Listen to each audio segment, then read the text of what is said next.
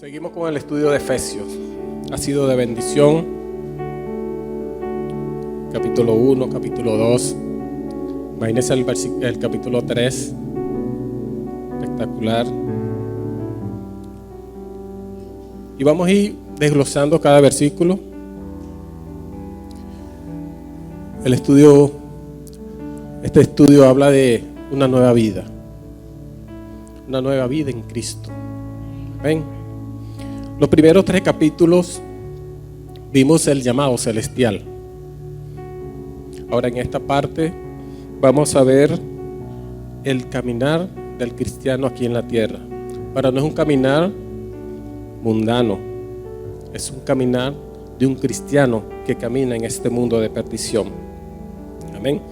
Los verdaderos cristianos, los que nos llamamos iglesia, ¿verdad? Estamos aquí, pero también estamos en lugares celestiales, como dice el capítulo 2. El Señor nos sentó en cada uno de los lugares celestiales. En esta sección, en la sección doctrinal, capítulos 1, 2 y 3, ¿verdad? Cuando lo vimos el llamado de la iglesia, la construcción de la iglesia y cómo estaba constituida la iglesia. En los capítulos 4, 5 y 6 vamos a ver la conducta, la confesión y el conflicto de la iglesia. Y el capítulo 4 habla de la conducta del cristiano aquí en la tierra. Esta carta es comparada con 2 grandes versículos de la Biblia. El primero es de la transfiguración. ¿Han leído ese pasaje, verdad? El pasaje cuando Cristo va con Pedro y Juan y pasa el momento de la transfiguración. Esos 3 capítulos primero es comparado con eso. Subimos allá a la presencia de Dios. Nos llevaron esos 3 capítulos a lo más grande, a lo más alto. Y los últimos 3 capítulos hablan de cuando ellos descendieron. Jesús en su presencia y los discípulos en la presencia, lleno de su presencia, lleno del poder del Espíritu Santo, ellos bajan. Pero habían quedado otros abajo y no pudieron sacar un demonio. Es cuestión de nosotros subir, llenarnos de su presencia y bajar. ¿Y cómo estamos ahorita? Esa es la que tenemos que preguntarnos. ¿Cómo está mi vida espiritual? Tengo que subir para llenarme de su presencia. Amén. Tenemos que subir para llenarnos de su amor, de su misericordia y estar aquí. Porque si no subimos, si no me meto en oración, si no me meto en su presencia, lo que está dentro de mí, lo que está dentro de ti, que es el Espíritu Santo de Dios, va a estar apagado. Por eso que tenemos que irnos arriba. Es comparada. Vean cómo vamos viendo. También es comparada con la misma posición teológicamente hablando, ¿verdad? De Josué. Él entró en la tierra prometida que les habían ofrecido sus padres Abraham, Isaac y Jacob y su hermano Moisés. Pero esta tierra le pertenecía por derecho concedido. Esta tierra es tuya, ¿verdad? Ahora tú tienes que ir a pelear por esa tierra. Vean cómo es comparada esa carta. ¿Verdad? El cruce del Jordán era un símbolo del bautismo, símbolo de la muerte de Cristo. Ellos vivían en pecado, estaban en Egipto. Egipto representa pecado. Cruzan el Jordán. Jordán significa bautismo, que mueres para el mundo, vives para Cristo y resucita en la presencia de Dios. Amén. Eso es comparado allí. Josué tenía que posicionarse de esas tierras, apropiarse para disfrutar de ¿qué? De esas bendiciones que estaban allá, de esas tierras que fluía leche y miel. Para el término posesión es la palabra clave en el libro de Josué. Aunque había obstáculos y enemigos, ¿verdad?, interpuestos, Josué tenía que vencerlo y poder ocupar esos sitios. La palabra posición es una palabra clave en esta carta a los Efesios. Efesios 1:3 dice: Dios nos bendijo con toda bendición espiritual. ¿Ven? Ahora, como creyentes se nos da entrar y ocupar esas bendiciones espirituales que están ¿qué? En lugares celestiales. Y yo tengo que arrebatar esas bendiciones. Yo tengo que ir a luchar por esas bendiciones. Vean cómo es comparada estas dos cartas por estos grandes teólogos que estuve investigando, cómo ellos buscaban comparar esta carta con esos dos pasajes.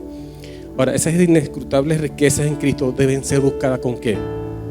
Con una lupa espiritual, que es la palabra de Dios. Es meterse en profundidad con la palabra, es conocer esas grandes bendiciones que están en la palabra de Dios. Amén. Ahora, hasta el capítulo 3 hemos visto declaraciones gloriosas, pero a partir de este capítulo 4 encontraremos mandamientos. Hemos sido llamados a un lugar tan exaltado. Mire, usted y yo estamos en un lugar exaltado. Vamos a entender eso, ¿verdad? Estamos en un lugar grande. Fuimos sacados, como decía el capítulo 2, de las tinieblas a su luz admirable. Nos hizo sentar en lugares celestiales. Usted está allá, sí, sentado en lugares celestiales, en la presencia de Dios. Amén. Y hemos sido llamados ¿para qué? Para vivir una vida que corresponde con ese llamado, con esa vocación que usted y yo hemos sido llamados. Tenemos que vivir. Y es por eso que esa parte dice allí, ¿verdad? La parte es la conducta del cristiano. Ahora, hemos llegado a esta parte práctica de la carta, es decir, nuestra conducta terrenal. Y la dividimos, o la dividí, en tres partes. Uno es esa exhibición que tenemos que dar como hombre nuevo. Como hombre nuevo. Van del capítulo 1, versículo 1 al 3. Habla también de la unidad en el espíritu. Pero ¿qué tiene que ver la unidad del espíritu con mi conducta? Bastante. Tiene que ver mucho. Está también la inhibición del hombre nuevo, que van del versículo 17 al 16. Y están las prohibiciones del nuevo hombre, que van del 17 al 32. Ahora, Dios está hablando aquí, en este capítulo, a personas que son salvas, aquellos que han entregado su vida a Cristo. Y si usted esta noche, usted no ha hecho ese paso, yo le invito a hacer estas bendiciones que el Señor tiene para cada uno de nuestras vidas. Amén. Dice el versículo 1: Yo pues, preso en el Señor, os ruego que andéis como es digno de la vocación con que fuiste llamado. Está la palabra pues, que es una conexión de los 3 capítulos que hemos visto. Es decir, en vista de lo que el Señor ha hecho conmigo. ¿Qué hizo el Señor? Fuimos predestinados, capítulo 1, fuimos llamados, fuimos sentados en lugares celestiales, nos sacó de las tinieblas a su luz admirable, nos incrustó en ese grupo, en esas personas que es el nuevo Jerusalén, es el nuevo judíos, es el nuevo Israel, es el nuevo pacto, es la nueva persona en Cristo. Amén. Esa nueva iglesia. Hemos sido allí. Ahora, sigue el apóstol aquí, preso en el Señor. Lo explicó la hermana Olivesca en el capítulo anterior. Pero Pablo estaba preso, ¿por qué? Por predicar a Cristo. Él antes era una cosa, él antes se movía en un mover, él antes era una persona que no conocía de Cristo. Pero ahora es incrustado y es desechado por ellos y es metido preso por predicar a Cristo. Pero eso no le impidió que él se profundizara más en él. Eso no le impidió que él se achicopalara, se congojara. No, más bien eso lo hizo predicar más la palabra. Él iba a saber que iba a haber sufrimiento porque él le fue revelado. Pero este hombre, así como usted y yo, vamos a ser desechados por personas que supuestamente son amigos. Y es por eso de lo que habla de la parte de la unidad. Porque en el mundo tenemos personas conocidos, pero aquí tenemos que ser amigos y hermanos en Cristo. Amén. Tenemos que estar pendientes los unos de los otros. Así como Pablo estaba preso, pero eso no le importó escribir esta carta y motivar a los hermanos. Y dice que andéis como es digno de la vocación con que fuisteis llamados. Amén. Os ruego que andéis como es digno de la vocación con que fuisteis llamados. Os ruego una palabra de amor, no como cuando se escribieron las tablas de la ley, que era, se escuchaba trueno, había temor, ¿no? Aquí el apóstol está diciendo, os ruego, es la misma palabra que está en Romanos 12:1, os ruego por la misericordia de Dios. Y el apóstol, como le escribió a los filipenses, como le escribió a Colosenses, que decía, si solamente que se comporte como es digno del evangelio. Colosenses dice, para que andéis como es digno del Señor, agradándole en todo, llevando fruto en toda buena obra, creciendo en el conocimiento de Dios. Ahora, para poder decir estas palabras, yo tengo que tener moral, ¿verdad? Y el apóstol tenía moral para decir esas palabras. Y en 1 Tesalonicenses dice 2:10, dice, vosotros sois testigos y Dios también, de cuán santa, justa e irreprensiblemente nos comportamos con vosotros los creyentes. Wow. Decir eso es tener convicción de lo que es, ¿verdad? Decir eso es que has vivido una vida plena en el Señor. Decir eso es tener moral para decir algo. Porque si yo digo aquí, usted tiene que estudiar la palabra y yo no la estudio, me vuelvo un mentiroso. Soy una persona que no tengo moral. Amén. Y mucha gente afuera a lo mejor no te lo va a decir. No te va a decir las cosas, pero con tu andar diario, esa persona va a saber si eres cristiano o no eres cristiano. Amén. Amén. Ahora el versículo 2 y 3 dice, con toda humildad y mansedumbre, soportándoos con paciencia los unos con los otros en el amor, procurando mantener la unidad del Espíritu en el vínculo de la paz. Con toda humildad es una mente no altiva. Es una de las virtudes cristianas. Amén. Filipenses 2:3 dice, nada hagáis por contienda o por vanagloria, antes bien con humildad, estimando a cada uno de los demás como superiores a uno mismo. Eso es lo que tengo que hacer yo. No es que porque yo sé de la palabra, todos tienen que rendirme pleitesía. No, esto es para yo darlo a los demás también. Y Mateo 11 dice, aprended de mí, dice el Señor Jesús, que soy manso y humilde de corazón. El Señor Jesús se vació, dejó su trono, el rey, y vino a ser humilde. ¿Para qué? Para darnos ese gran ejemplo en cada uno de nosotros. En la práctica del mundo, mansedumbre significa debilidad, pero en el contexto cristiano se describe como la disposición de cumplir la voluntad de Dios sin importar el costo.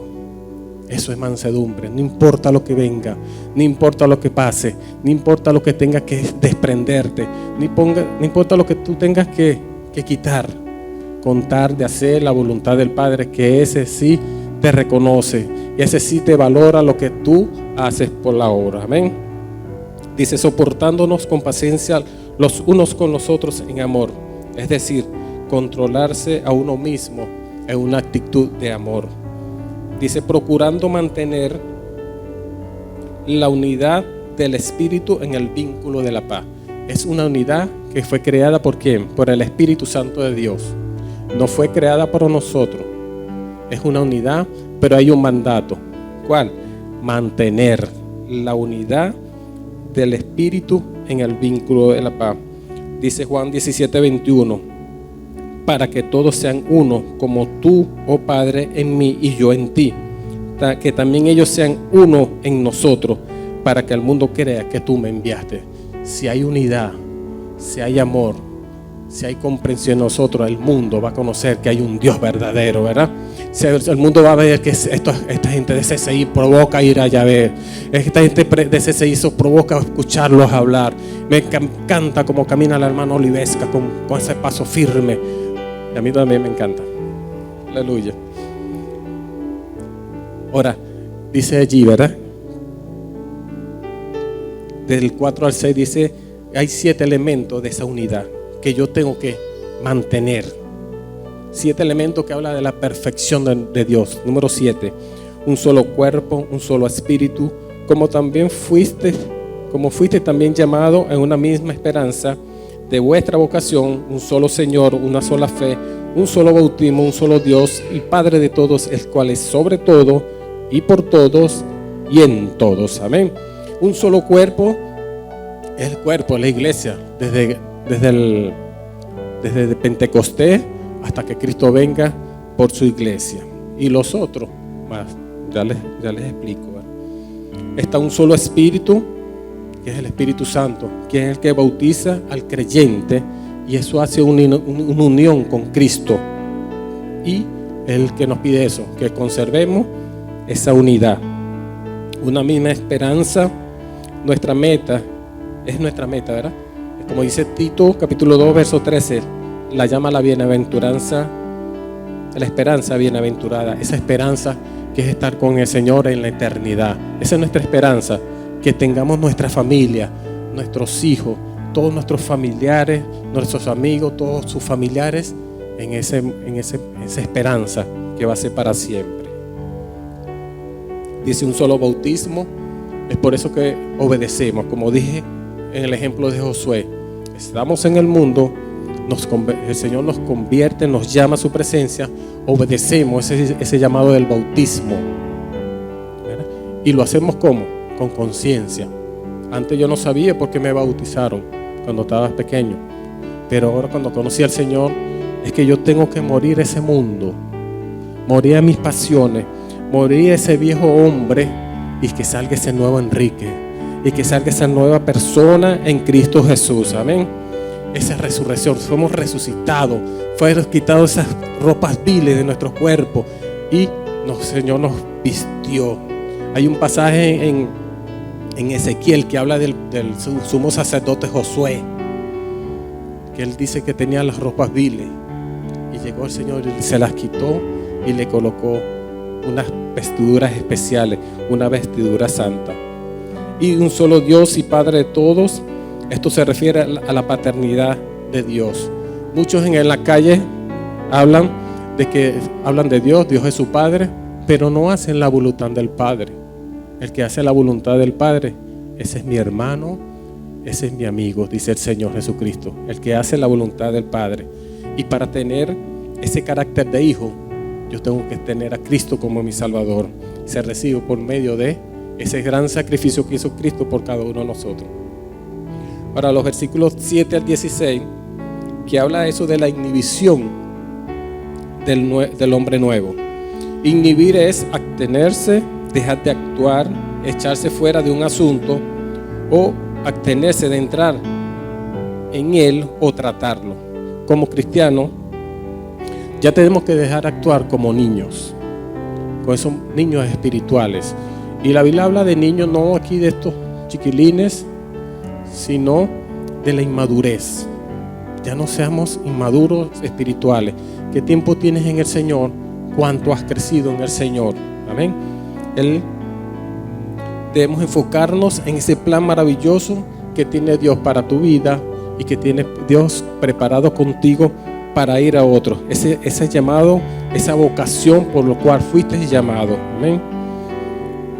Y el Señor dice aquí también, el don o los dones que Dios colocó en mí es para edificar su cuerpo y no para mis intereses personales. Ya estamos hablando ya de unidad, ya estamos hablando de lo que el Señor va a hacer conmigo. El Señor colocó dones en cada uno de nosotros. Dos dones, no sé, usted sabrá. Yo voy a preguntar ahorita, así a dedo karatea, así con el dedo voy a señalar, ¿cuál es tu don? Y usted me va a responder, ¿verdad? Amén, ¿están preparados?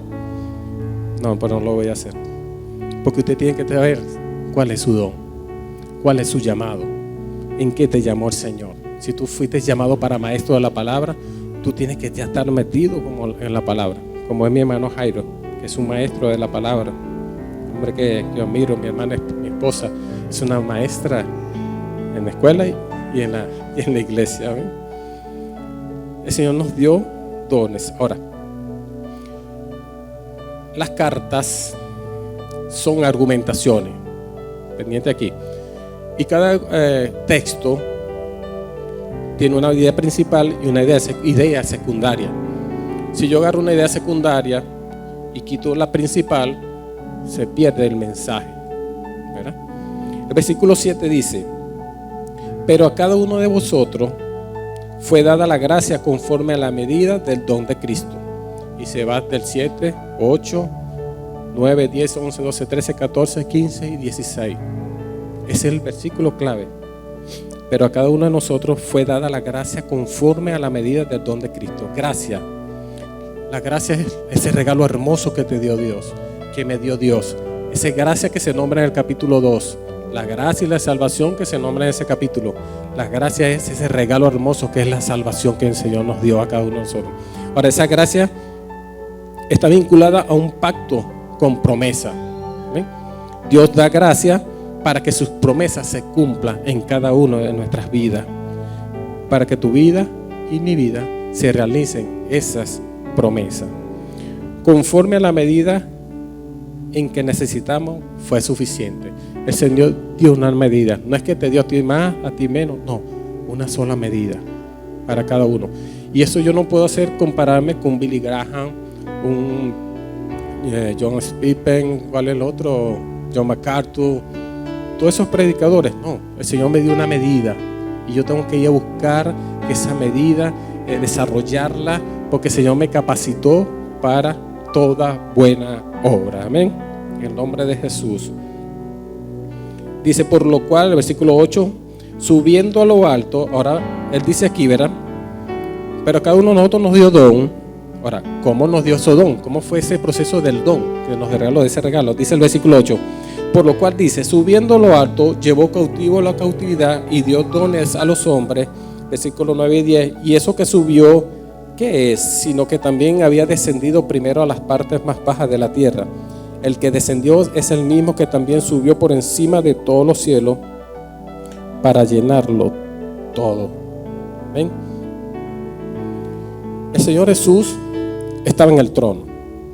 Era con el Padre, estaba allá. Ellos crearon el cielo, la tierra, crearon todo. Al sexto día creó al hombre a su imagen y semejanza. El hombre peca, pero tiene que venir alguien a salvarnos. Y no se halló nadie, solamente Él. ¿Qué hizo Él? Se vació. Dice Filipenses capítulo 2, léanselo, capítulo 2. Él se vació completo, dejó todo, hasta el punto que aprendió a humillarse, aprendió a ser obediente, aprendió tantas cosas que Él se vació. Él murió, resucitó, ¿verdad?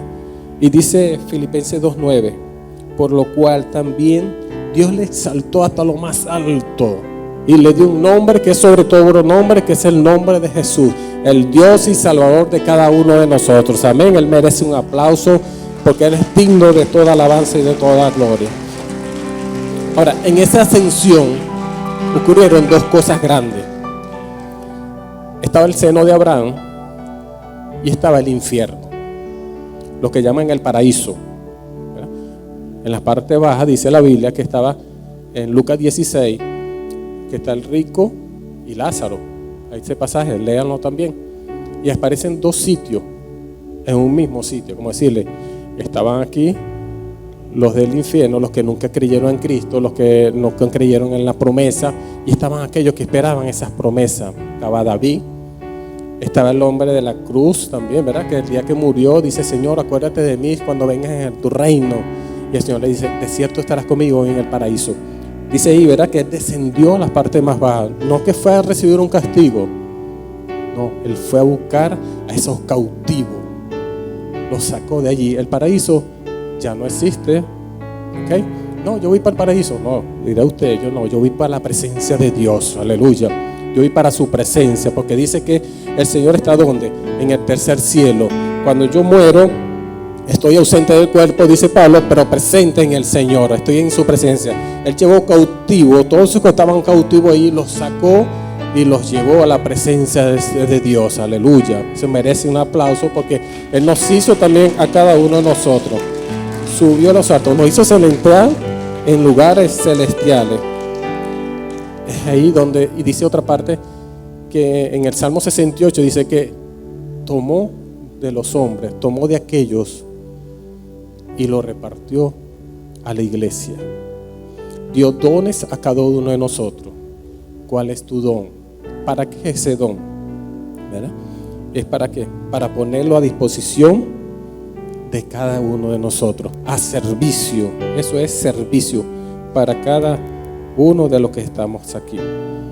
Ahora el versículo 11, 12, 13, 14, 15 y 16 dice, y Él mismo constituyó a unos apóstoles, a otros profetas, a otros evangelistas, a otros pastores, maestros, a fin de capacitar al pueblo de Dios, vean bien, a fin de capacitar al pueblo de Dios para la obra del ministerio, para la edificación del cuerpo de Cristo, hasta que todos lleguemos a la unidad de la fe y del conocimiento del Hijo de Dios, el hombre perfecto, a la medida de la estatura de la plenitud de Cristo, para que ya no seamos niños fluctuantes, llevados por doquier de todo viento de doctrina, por estratagema de hombres que para engañar emplean con astucia las artimañas del error, sino que siguiendo la verdad en amor, crezcamos en todo aquel que es la cabeza, esto es Cristo, de quien todo el cuerpo bien concertado y unido entre sí por todas las coyunturas que se ayudan mutuamente, según la actividad propia de cada miembro, recibe su crecimiento para ir edificándose ¿qué? En amor.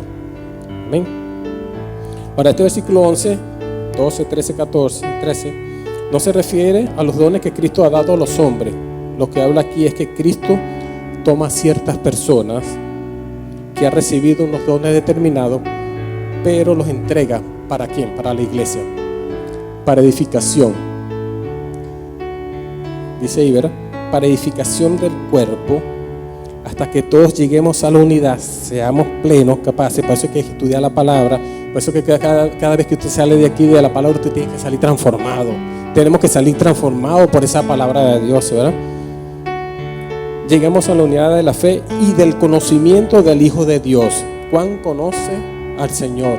Ahora es que nos falta conocer más al Señor, ¿verdad? ¿Y para qué? Para que seamos ese hombre perfecto.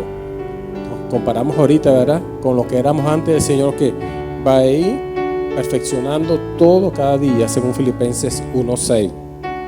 Nos habla de que esto habla de servicio, que mi entrega tiene que ser servicio. Lo que el Señor colocó en mí no es para mi beneficio, sino para qué, para que cada uno de nosotros crezcamos, para que mi hermano me dé a mí, yo crezca también, yo le doy a él, también crezcamos, compartamos todos uno al otro. Por eso que dice que nos reunamos y empecemos a hablar de la palabra. Dice Filipenses 1:6, recuérdenlo, aquel que comenzó la obra en nosotros, o sea Cristo, la va a ir perfeccionando hasta el día de Jesucristo, hasta el día que Él venga. Ahí sí vamos a ser perfectos enteramente para el Señor.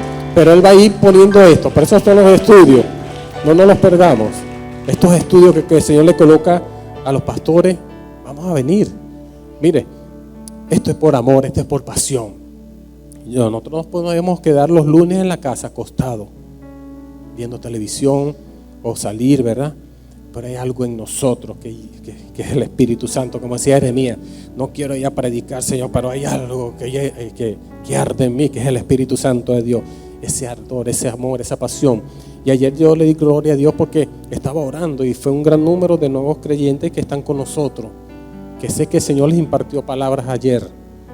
Eso es amor, entregarse a venir para acá, venir a servir al Señor, darle ese crecimiento a cada persona, a cada hermano, a cada amigo. Si usted no sabe, pregunte. Si yo no sé, investigo. Cuando ella se estaba convirtiendo, mi esposa, la hermana Olivesca, yo le predicaba y ella me lanzaba unas preguntas, hermano, que bueno. Y yo le decía, vamos a hacer una cosa.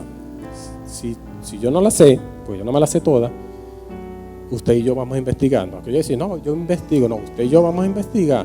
Y así fuimos creciendo, porque yo también crecía. Ella me obligaba a estudiar y yo la obligaba también a ella a estudiar. Había una comunión, había un enlace, había un feedback que terminó en matrimonio. Aleluya. Gloria sea al Señor, ¿verdad? Un aplauso al Señor. Amén. En cuanto a la pasada manera de vivir, despojado del viejo hombre que está corrompido por los deseos engañosos, renovados en el espíritu de nuestra mente y vestidos del nuevo hombre creado según Dios en la justicia y santidad de la verdad. Amén. Tenemos un viejo hombre y todavía lo tenemos. Pablo dice, ¿quién me separará de este cuerpo de muerte? Solo cuando venga Cristo, ¿verdad? ¿Quién me separará de este cuerpo de muerte? Pero doy gracias a Dios, estaba agradecido todos los días de su vida. Él lo comparaba. El antiguo, antes, colocaban dos grillos, uno con el otro, y eso eran personas presas perpetuas. Y el que moría primero tenía que cargarse muerto, imagínense, cargarse muerto. Pablo lo compara así, esta carne que peca, que le encanta pecar, que le encanta los deseos de la carne, debemos quitarnos eso. Vestirnos de ese nuevo hombre. Amén. Quitarnos esos malos deseos, eso que está corrompido. Y como dice Romanos 12, 1 y 2, eso tiene que ser diario en nosotros. Amén. 12, 1. ¿Quién me lo puede decir? Romanos 12, 1. En cuanto a la manera de caminar, ¿verdad? Y de mi mente tiene que ser renovados cada día. Tiene que estar renovados cada día, revestidos de la nueva naturaleza de Dios. ¿Para qué? Para que seamos verdaderamente justos e íntegros. Y eso tiene que ser todos los días. Al momento de levantarse, Señor, hazme un nuevo hombre. Señor, que tu misericordia esté en todo momento conmigo. Y viene el 25 al 27. Por lo cual, desechando la mentira, habla verdad cada uno con su prójimo, porque somos miembros los unos con los otros. Airaos, pero no pequéis, no se ponga el sol sobre vuestro enojo, ni deis lugar al diablo. Si tenemos una nueva identidad de Cristo, tenemos que tener una nueva conducta. No porque yo me convierta y siga haciendo las cosas. Si yo era pecador, yo tengo que venir acá, un pecador arrepentido. Vivimos pecando, pero las cosas que hacía tienen que darme asco. Las cosas que yo hacía tienen que repeler en mi cuerpo, porque hay un choque entre la carne y el espíritu. Y yo tengo que dejar eso.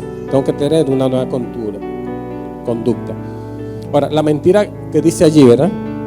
Desechando la mentira, alaba la verdad. Cuando tú dices mentira, ¿a quién beneficia? Se está buscando manera de beneficiarse. Pero ¿qué dice la mentira? Si la mentira que pare el pecado, y vuelve a parir el pecado, y el pecado que pare, la muerte, ¿verdad? Pare la muerte. O sea que nunca te vas a, si tú mientes, no te vas a salvar, porque se va a descubrir algún día. En algún momento se tiene que descubrir nada oculto que haya aquí debajo del cielo, que no haya ser manifestado.